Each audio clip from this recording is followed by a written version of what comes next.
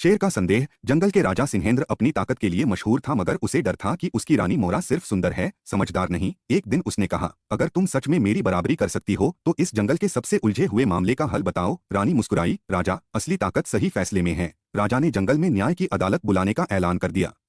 पहला मुकदमा, चोरी का राज। अदालत में एक बंदर व्यापारी रोते हुए बोला, राजा, मेरी गुफा से सारे केले चोरी हो गए।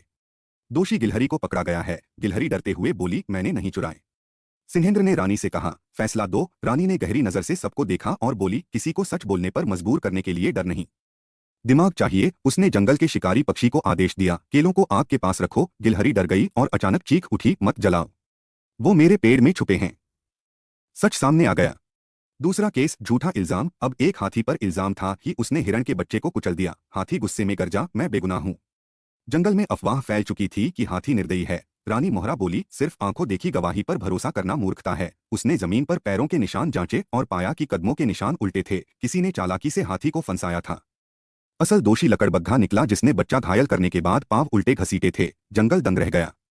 राजा का इम्तिहान। अब राजा सिंहेंद्र को लगा कि रानी हर मामले को सुलझा रही है। उसने सोचा, अगर ये सच में योग्य है तो मेरी सत्ता छीन भी सकती है। वह खुद रानी को एक जाल में फंसाने लगा। उसने कहा, आखिरी केस तुम्हारे सामने रखता हूं।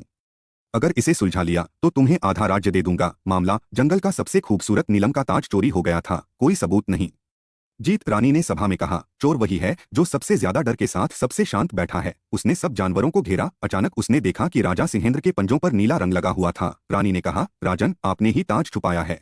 मुझे परखने के लिए। राजा हंस पड़ा, तुम सच में रानी नहीं, बुद्धि की देवी हो। उसने रानी को पूरा राज्य सौंप दिया और बोला, ताकत से नहीं, बुद्धि से ही जंगल का शासन चलेगा।